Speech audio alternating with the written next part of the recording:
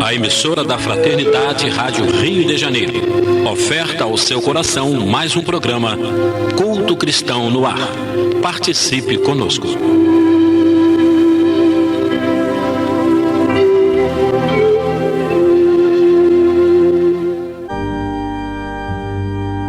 Queridos irmãos, estamos reunidos novamente para levar ao ar o programa que tem como objetivo incentivar as famílias para essa prática tão salutar que é a realização do Evangelho no lar e nos corações, que é inclusive uma campanha a nível nacional promovida pela Federação Espírita Brasileira. Participando do programa de hoje, nossa companheira Cleia Nonato, Eni Lima de Menezes, João Carlos Lima de Menezes, que além de participar também é o nosso técnico, e eu, esse que vos fala, Lidiane Barreto. Então nós vamos fazer a leitura da mensagem que está contida no livro Garimpeiros do Além, que é de Bezerra de Menezes, recebida pela mediunidade de Maria Cecília Paiva. Então, a mensagem tem como título A Luz do Amor do Cristo. Somos convocados à tarefa sagrada de servir. Não importa onde nem como. Servir é o nosso destino.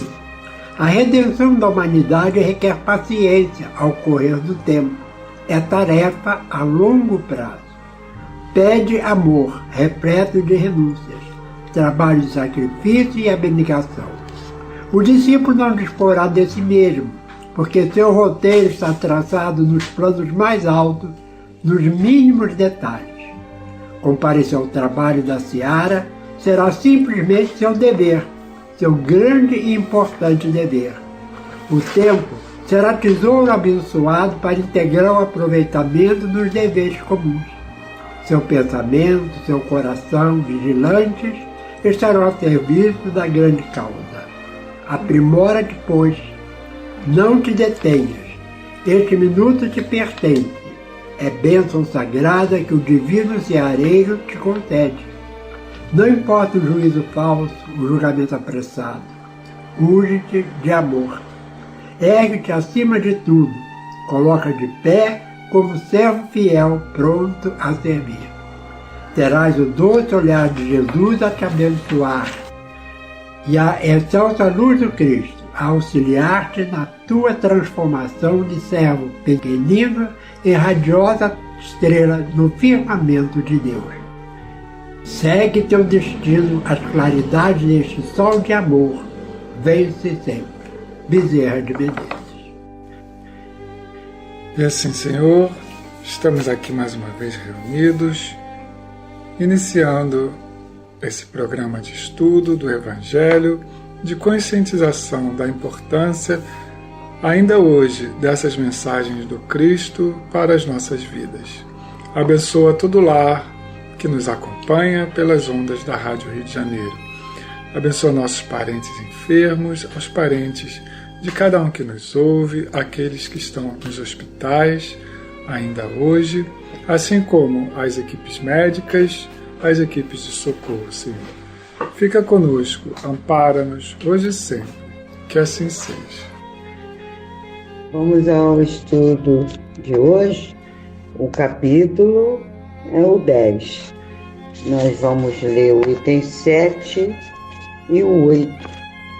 E o título é assim, para o momento, é bem assim, agradável mesmo a Deus. O sacrifício mais agradável a Deus. Se, portanto, quando fordes depor vossa oferenda no altar, vos lembrardes de que o vosso irmão tem qualquer coisa contra vós, deixai a vossa dádiva junto ao altar e ide, antes reconciliai-vos com o vosso irmão, depois então voltai a oferecê-lo.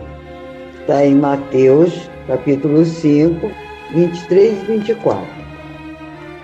Quando diz, ide reconciliar-vos com os vossos irmãos, antes de depordes a vossa oferenda no altar, Jesus ensina que o sacrifício mais agradável ao Senhor é o que o homem faça do seu próprio ressentimento, que antes de se apresentar para ser por ele perdoado, precisa o homem haver perdoado e reparado o agravo que tenha feito a algum de seus irmãos. Só então a sua oferenda será bem aceita, porque virá de um coração expungido de todo e qualquer pensamento mau. Ele materializou o preceito porque os judeus ofereciam sacrifícios materiais. Cumpria-lhe conformar suas palavras aos usos ainda em voga. O cristão não oferece dons materiais, pois que espiritualizou o sacrifício. Com isso, porém, o preceito ainda mais força ganha. Oferece sua alma a Deus, e essa alma tem de ser purificada. Entrando no templo do Senhor, deve ele deixar fora todo sentimento de ódio e de animosidade, todo mau pensamento contra seu irmão. Só então os anjos levarão sua prece aos pés do Senhor, do Eterno. Eis aí o que ensina Jesus por estas palavras: deixai a vossa oferenda junto do altar e ide primeiro reconciliar-vos com o vosso irmão, se quiserdes ser agradável ao Senhor. E nessa dissertação nós vamos dizer que o que Jesus recomenda tem lógica. De que adianta oferecer ajuda se o coração está cheio de ódio e ressentimento?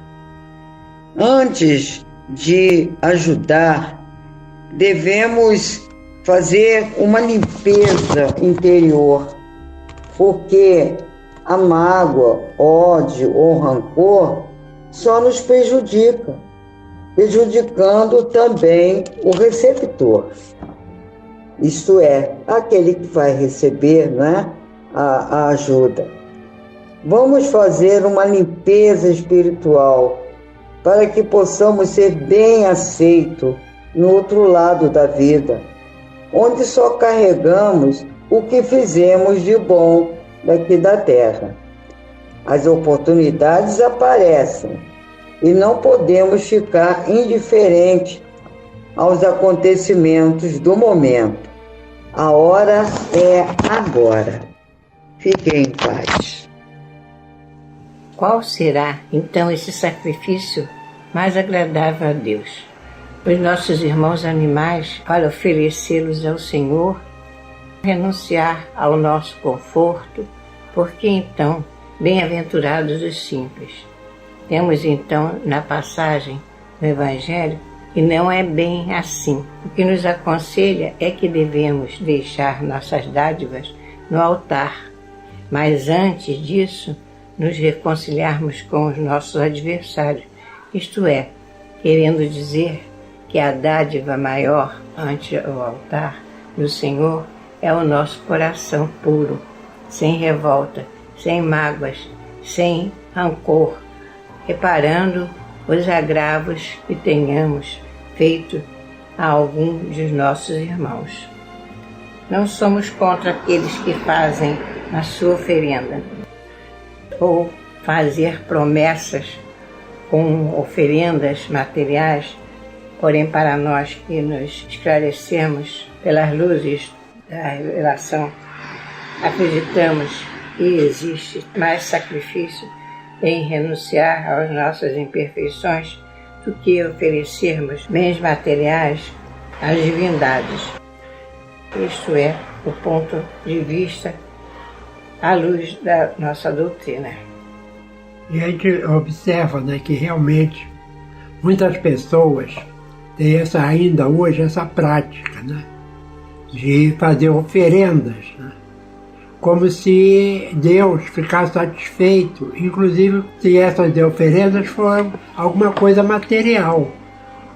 O que Deus quer é que a gente oferte o nosso carinho, a nossa atenção, a nossa mão amiga, o nosso ombro, àqueles que estão necessitando. Se assim fizer, realmente, tudo aquilo que poderíamos até dizer que é um sacrifício se torna uma bênção, pois é isso que Deus, Jesus e os nossos amigos espirituais desejam de cada um de nós. Com relação ainda ao sacrifício, né? Se todas as criaturas são filhas de Deus, inclusive os animais, como é que Deus pode se agradar da gente tirar a vida de um dos filhos dele, né? Então não é esse tipo de sacrifício que a gente faz dos animais que pode agradar o Senhor. Muito pelo contrário, eu acho que ele deve ficar bastante triste de ver a gente sacrificando um dos seus filhos, né? Então o nosso sacrifício deve ser esse que ele diz aqui. E é interessante que é mais uma passagem que ele fala sobre reconciliação, assim como o item anterior do Evangelho, né, que é aquele que diz que Jesus afirma que nós devemos nos reconciliar com o nosso adversário enquanto estamos a caminho com ele. Essa passagem também ela vai falar que antes de nós oferecermos o sacrifício no altar, que era uma prática dos judeus, como Kardec já explicou, um sacrifício material ou uma oferenda material, que seja até mesmo uma oferta em dinheiro, né? Antes que nós a façamos, que nós primeiros nos reconciliemos com o nosso irmão, porque esse é o verdadeiro sacrifício que Deus quer que a gente faça. E aí a gente pode estender também aos sacrifícios dos nossos gozos materiais, né? Dos nossos interesses, da nossa preguiça, né? Em função de um bem maior, que é o trabalho em benefício do nosso próximo. Então, quando a gente sacrifica o nosso tempo, né, o nosso lazer, em benefício de um trabalho útil, esse sim vai agradar a Deus. Inclusive, nós já observamos, por exemplo, agora nessa fase aí de muitas famílias estarem desempregadas, né, não ter uma renda fixa, que muita gente ainda continua completamente indiferente e pessoas que podem realmente ajudar, mas não abrem mão de nada. Por exemplo, se não quer o trabalho, ao menos começa a se desprender dos valores materiais, né, e ajudar uma instituição que seja idônea, que seja reconhecida, e ajudar, ou eleger, por exemplo, né, o que nós podemos fazer. A gente não pode matar a fome do mundo. Isso é impraticável. Mas se cada um escolher uma família e começar a dar uma assistência a essa família, já estamos fazendo muito. Portanto, é esse o sacrifício que Deus quer que a gente faça. Começar a abrir mão do nosso conforto, daquilo que a gente poderia adquirir com o nosso salário e ajudar as pessoas que não estão em condições dessas conquistas, né? Uns por serem idosos, não podem mais trabalhar, outro porque realmente, né, podem, mas não conseguem emprego. Atualmente também, você sabe, pega alguma coisa para vender, quantos vendedores tem na rua? Quem viaja de trem, né, como eles incomodam, a gente sabe que estão, né, tentando ganhar um dinheiro ali honesto, mas que incomoda, porque vem empurrando com aquela mercadoria que ele está vendendo. Então, mas a gente tem que entender isso, né, e poder ajudar da forma que a gente pode. E é interessante que quanto mais a gente percebe o benefício em nós dessa ajuda, menos sacrifício ela se torna. Então, se num primeiro momento para a gente é um sacrifício acordar num domingo cedo para participar de algum evento, de alguma ação de caridade, à medida que a gente vai fazendo aquilo e vai sentindo prazer, aquilo simplesmente deixa de ser um sacrifício, né? Às vezes o sacrifício é a gente não participar daquelas atividades, né? Quando a gente tem algum motivo pelo qual não pode ir, até uma doença mesmo, né? Que a gente, hoje não vai dar para eu fazer a sopa, ou não vai dar para fazer a campanha do quilo, a gente fica chateado, né? Porque a gente já está tão acostumado a fazer aquilo e já percebeu o bem que aquilo faz para a gente, não só para o nosso próximo, né? Que aquilo já deixou de ser um sacrifício na nossa vida. É aquela colocação de Emmanuel, de fazer o bem por amor ao próprio bem. Então, quando a gente chega a esse estágio de fazer o bem, não com alguma intenção por trás disso tudo, mas fazer o bem por amor ao próprio bem, isso, primeiro, não cansa, não provoca estresse, né? Não, a gente vai ver que realmente, se a gente está ajudando também financeiramente, que a importância que a gente está tirando não está fazendo falta. Então a gente começa a fazer várias descobertas, inclusive o bem-estar interior, né? Porque saúde, tudo vai melhorando, porque nós estamos fazendo bem sem nenhum de tirar nenhum proveito daquilo, né? Mas simplesmente fazer o bem por amor. E isso é muito importante realmente. E até algumas empresas já perceberam, né, que isso faz bem, inclusive faz com que o funcionário se torne mais produtivo. Então as empresas já começam a incentivar os funcionários a essas práticas. Às vezes a própria empresa cria determinadas ações voluntárias, né, para que os funcionários se engajem naquelas ações, e isso vai fazer com que ele retorne ao trabalho com mais motivação. Exatamente. E eu me lembro que, inclusive, quando eu estava dando aula, né, que agora eu sou aposentado, uma das escolas que eu trabalhava, da rede municipal lá do Rio de Janeiro, tinha uma outra escola menorzinha que ficava no mesmo terreno, mas por trás, né? E a diretora, uma vez por ano, ela convidava o caminhão do Hemorrio, né, para ir lá fazer coleta de sangue. Então ela fazia uma propaganda com os pais dos alunos, né, para irem lá. Muitas pessoas passando na rua, viam um caminhão que ele era praticamente um ônibus, né, a gente chama caminhão, mas era um ônibus, né, parado na rua. Aí entravam, doavam. Os professores da escola que eu trabalhava também, eu doava sangue também. Então, primeiro, né, a gente não precisa se deslocar para o local de coleta, né? Estamos passando ali, moramos perto ali, isso facilita. E era uma coisa que ela fazia assim, com muito amor, né? Todo ano ela fazia essa campanha de coleta de sangue para o Hemorrio, né? É uma coisa que uma instituição, uma vez aqui em Nilópolis, no caminho, nós chegamos a fazer isso também, não é? Quer dizer, é uma coisa que a gente pode fazer. Inclusive, recentemente, né, foi essa semana ou semana passada, né, uma companheira nossa aqui de Nilópolis fez esse contato com o Hemorrio, porque ele estava fazendo de novo essa campanha, de ir até os lugares, as instituições, para colher o sangue, né? E ela fez esse contato com o Hemorrio, mas, por uma surpresa positiva dela, a procura de pessoas interessadas em fazer essa campanha é tão grande que ela só conseguiu para janeiro do ano que vem, né? Ou seja, tem muita gente querendo ajudar, querendo doar. O Hemorrio teria que ter uma frota, né? Só tem 2 equipes, aí essas 2 equipes só para janeiro do ano que vem que eles vão conseguir vir aqui em Nilópolis. Então a gente vê que realmente fazer o bem é uma bênção que Deus nos proporciona, né? E se Deus fica satisfeito com essa nossa postura, imagine aquele que está sendo beneficiado. Eu tive, inclusive, também uma colega que ela dizia que não ajudava, porque uma vez ela tentou ajudar e a pessoa foi ingrato, né? Eu falei, poxa, mas você fez já esperando a recompensa, né? Então, se a pessoa fez alguma ingratidão, deixa para lá e ajuda a outra, né? Vai tentando, chega um momento que a gente acerta e vai ajudar aquela pessoa que realmente não só precisa, como é grato à ajuda que a gente está dando. Exatamente. Nós temos realmente pensar nessas coisas, porque a nossa caminhada na Terra tem uma duração. E se nós não fizermos o nosso sacrifício em benefício a alguém, nós estaremos assim parando com o nosso progresso espiritual.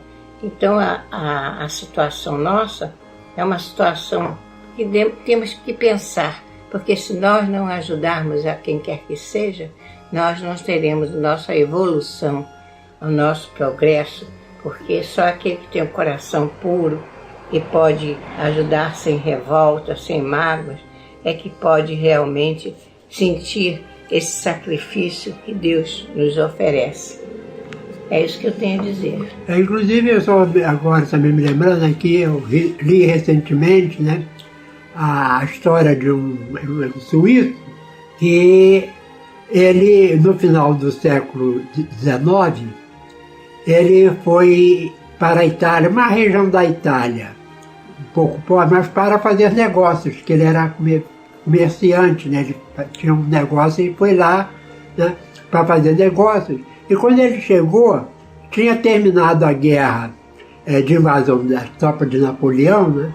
E aquela cidade tinha sido praticamente dizimada, assim, né? Muitas pessoas ainda estavam feridas, muitas pessoas que não tinham o que comer. E ele, em vez de concluir os seus negócios, ele começou a ajudar. Ajudou um aqui, outro ali, foi ajudando. E a partir daí ele colocou isso como meta. E em 1901 ele recebe o Prêmio Nobel da Paz, e ele foi o fundador do que a gente chama hoje de Cruz Vermelha, porque ele sempre colocava como símbolo do trabalho dele uma cruz vermelha, né? E a instituição que surgiu, né, de uma iniciativa particular e sem nenhum programa, sem nenhum planejamento, se transformou numa instituição que hoje é mundial, e a gente vê o bem que ela faz ainda, né, nesse país, como agora recentemente no Haiti, né, que a Cruz Vermelha é a primeira sempre a tomar a iniciativa de socorrer aquelas pessoas, né? São as pessoas que atendem o chamado. Exatamente. Então nós vamos caminhar aqui para a conclusão do nosso programa com uma poesia de Maria Dolores, que está no livro Poetas Redivivos, psicografia de Francisco Cândido Xavier e Espíritos Diversos.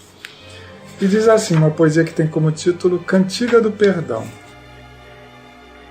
Perdão que se reporte à brandura da terra pisoteada, esquecida heroína de paciência, que acolhe em toda parte os detritos da morte e sustenta os recursos da existência. Mãe e escrava sublime de amor mudo, que preside em silêncio ao progresso de tudo. Amigo, onde estiveres, assegura a certeza de que o perdão é lei da natureza. Segurança de todos os mistérios, perdoa e seguirás em liberdade no rumo certo da felicidade. Nas menores tarefas que realizes, para lembrar sem sombra os instantes felizes na seara da luz, na qual a luz de Deus se insinua e reflete. É forçoso exercer o ensino de Jesus, que nos manda perdoar 70 vezes 7.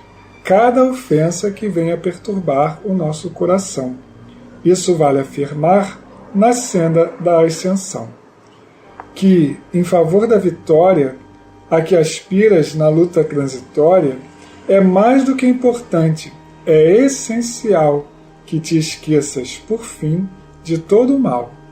E que, em tudo, no bem a que te deis, seja aqui, mais além, seja agora ou depois, Deus espera que ajudes e abençoes, compreendendo, amparando e servindo outra vez.